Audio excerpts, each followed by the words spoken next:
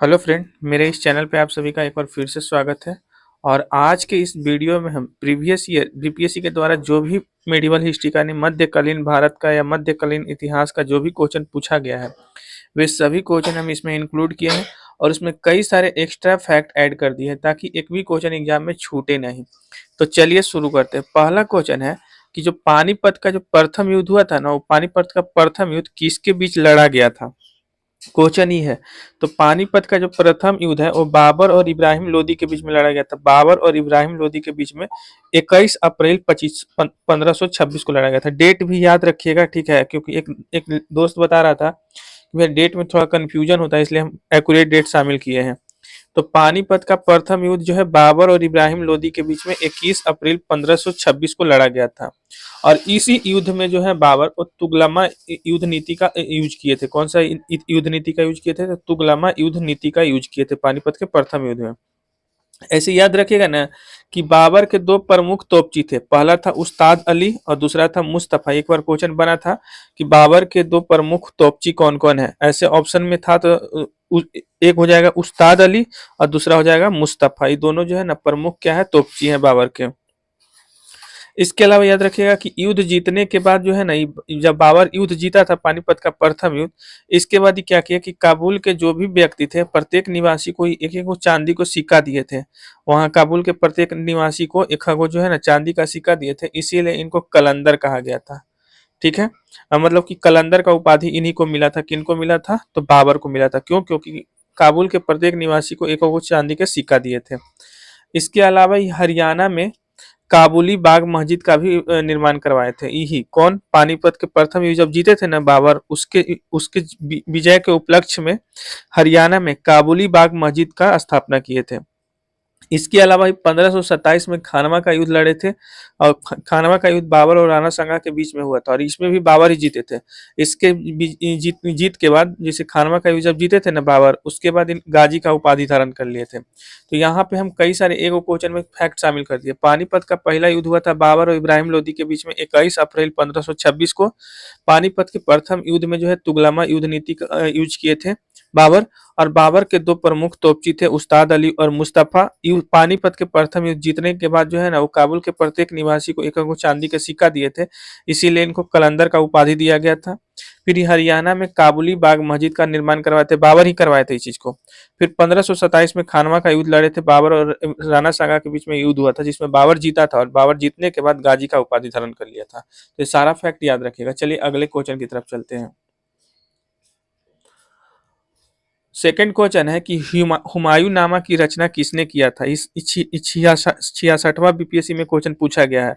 हुमायूं नामा की रचना किसने किया था? तो हुमायूं नामा का जो रचना है वो गुलबदन बेगम ने किया था। किसने किया था? तो गुलबदन बेगम ने किया था। किस भाषा में किया था? तो फारसी भाषा में किया था। ठीक है। तो हुमायूं नामा का रचना किसने किया? गुलबदन बेगम ने फारसी भाषा में किया। अब देखिए गुलबदन बेगम आखिर थी कौन?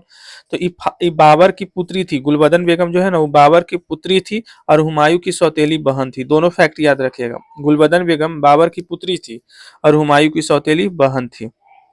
हुमायूं ने क्या किया था कि 1533 ईस्वी में दीन पनाह नगर की स्थापना किया था हुमायूं ने।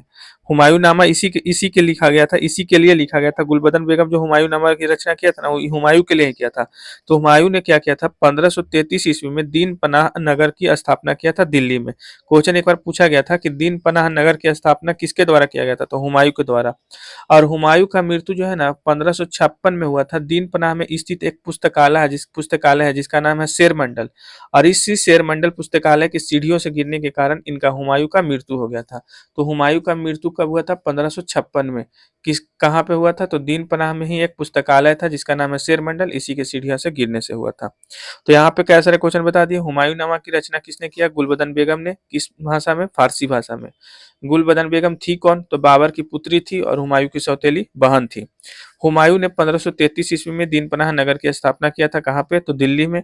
हुमायूं का मृत्यु कब हुआ था? तो 1556 में हुआ था, दीन पनाह के शेर मंडल की सीढ़ियों से गिरने के। आगे चलिए। अगला क्वेश्चन है कि मनसबदारी प्रणाली की शुरुआत किसने किया था? ये क्वेश्चन जो है ना 65वां बीपीएससी में पूछा गया है। तो मनसबदारी प्रणाली का शुरुआत जो है वो अकबर ने किया था 1575 में। मनसबदारी प्रथा या प्रणाली मनसबदारी प्रथा बोलिए या प्रणाली बोलिए, इसका शुरुआत अकबर ने 1575 में किया था।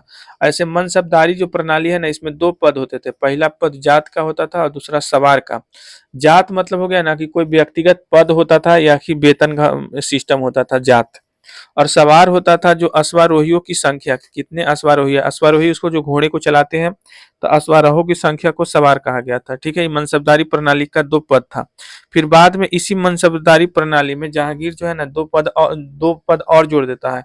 एक है दुआस्पा का और दूसरा है सिंह अस्पा प्रथा। ये दोनों पद बाद में जोड़े थे, कौन, जहांगीर जोड़े थे। तो ये भी क्वेश्चन आपको याद हो गया होगा। चलिए अगले पेज की तरफ चलते हैं।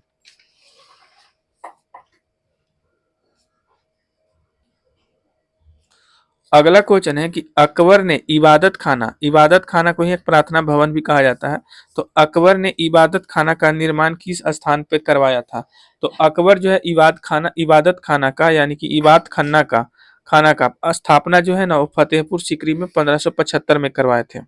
ठीक है, अकबर ने इबादत खाना का स्थापना कहाँ पे करवाया था? तो फतेहपुर सीकरी में। कब करवाया था? 1575 में। फिर 3 साल के बाद क्या हुआ? 1578 में इसको शुरुआत में कुछ ही धर्म के लिए था, मुस्लिम धर्म के लिए, इस्लाम धर्म के लिए था, लेकिन बाद में इसको जो है ना सभी धर्म के विद्वानों के लिए खोल दिया गया था 1578 में। लगभग 1575 में इसका स्थापना हुआ था और 1578 में इसको सभी धर्म के विद्वानों के लिए खोल दिया गया था। फिर 1582 में अकबर जो है ना एक दीन ए इलाही नामक नए पंथ या नए धर्म का शुरुआत करता। दीन ए इलाही नामक धर्म का शुरुआत किसने किया था? तो अकबर ने 1582 में। और इसको हिंदू में एकमात्र स्वीकार करने वाला एकमात्र हिंदू शासक था महेश दास, जिसको बीरबल भी कहा जाता है। तो ये महेश दास या बीरबल एकमात्र हिंदू शासक है जिसने कि दीन ए इलाही नामक पंथ को अपनाए थे। ठीक है, आगे चलिए। अगला ये जो क्वेश्चन है वो 63वां बीपीएससी का है। 10 साला भू राजस्व व्यवस्था का संबंध किस मुगल मंत्री से है? कुछ मुगल मंत्री से है। 10 साला जो कि भू राजस्व व्यवस्था है, इसका संबंध किस मुगल मंत्री से है? तो राजा टोडरमल से। किससे है? तो राजा टोडरमल से। ऐसे याद रखिएगा ना कि 10 साला का दो अन्य नाम भी है, आईने 10 साला या टोडरमल बंदोबस्त भी इसे कहा जाता है। टोडरमल से ही याद आ जाएगा आपको राजा टोडरमल। तो इसको 10 साला बोलिए या आईने 10 साला बोलिए या टोडरमल बंदोबस्त बोलिए। इस सब की जो है ना इस सब इस राजस्व भू राजस्व व्यवस्था है। और इसको शुरू कौन किया था? तो राजा टोडरमल ने किया था। किसने किया था? राजा टोडरमल ने। ये क्या करता है ना, 10 साला का काम क्या होता है कि पिछले 10 वर्ष में के जो फसल उत्पादन होता है ना और जो मूल्य होता है उसको औसत निकाल कर तय होता है। ठीक है, 10 साला जो भू राजस्व व्यवस्था है इसको तय कैसे किया जाता है? तो पिछले 10 वर्षों में जो भी फसल उत्पादन हुआ और जिसका औसत मूल्य रहा उसको उसी को कहते हैं 10 साला। और इसके तहत भूमि को 4 भाग में बांटा गया था। इसके तहत भूमि को कितने भाग में बांटा गया? एक बार क्वेश्चन पूछा गया था कि 10 साला के तहत जो है भूमि को कितने भागों में बांटा गया है? तो 4। पहला है पोलज, दूसरा है परौती, तीसरा है चच्चर और चौथा है बंजर। तो पोलज ऐसे भूमि को कहते हैं जहाँ पे हर साल खेती होता है, और परौती उस भूमि को कहते हैं जहाँ जिसका भूमि 1-2 साल के लिए खाली छोड़ दिया जाता है, और चच्चर वह भूमि होता है जो 3-4 साल के लिए खाली रह जाता है। अब बंजर उस भूमि को कहते हैं जहाँ पे लगभग 5 साल से ज्यादा तक खेती ही नहीं हुआ है, तो उस भूमि को बंजर कहते हैं। तो ये चारों याद रखिएगा। दहसाला किसके द्वारा? राजा टोडरमल के द्वारा शुरू किया गया है। इसका अन्य नाम है आईने दहसाला और टोडरमल बंदोबस्त। इसके तहत भूमि को 4 भाग में बांटा गया है। अगला और लास्ट क्वेश्चन है, किस मुगल सम्राट के काल को चित्रकला का स्वर्ण युग कहा गया है? किस मुगल सम्राट के काल को चित्रकला का स्वर्ण युग कहा गया है? तो जहांगीर के जो काल है ना उसको चित्रकला का स्वर्ण युग कहा गया है। ऐसे याद रखिएगा कि जहांगीर का जन्म 31 अगस्त 1569 को हुआ है। जहांगीर का जन्म कब हुआ है? तो 31 अगस्त 1569 को हुआ है। और जहांगीर के पिता का नाम था अकबर और माता का नाम है आमेर। ठीक है, जहांगीर के पिता का नाम है अकबर और माता का नाम क्या है? आमेर। जहांगीर का मृत्यु 1627 में हुआ है। जहांगीर का मृत्यु कब हुआ? 1627 में। और मतलब ये सब फैक्ट याद रखिएगा। किस मुगल सम्राट के काल को चित्रकला का स्वर्ण युग कहा गया है? तो जहांगीर के साल। ठीक है, जहांगीर के बचपन का नाम है सलीम। और जहांगीर ही जो है ना वो तंबाकू पे प्रतिबंध लगाए थे 1617 में। ये भी एगो याद रखिएगा। जहांगीर का एक आत्मकथा है जो कई बार एग्जाम में पूछा गया है, तुजुक ए जहांगीर। तुजुक ए जहांगीर जो है ना वो फारसी भाषा में लिखा गया और किसका ये आत्मकथा है? तो जहांगीर का आत्मकथा है। जहांगीर का मकबरा लाहौर के शाहदरा में स्थित है। ये पाकिस्तान में पड़ता है, लाहौर के शाहदरा में ही इसका मकबरा स्थित है। तो इसको स्क्रीनशॉट लीजिए, एक बार रट लीजिएगा, काहे ना कि यहाँ से क्वेश्चन पूछा जाता है एग्जाम में। बाकी फर्स्ट पार्ट है, अभी हम 6-7 पार्ट लेके आएंगे। मॉडर्न हिस्ट्री में 6 पार्ट कंप्लीट करवा दिए, 4 पार्ट और कंप्लीट करवा देंगे तो कंप्लीट हो जाएगा पूरा मॉडर्न हिस्ट्री। आप लोग चैनल सब्सक्राइब करके रखिएगा, बेल आइकन को प्रेस कर लीजिएगा।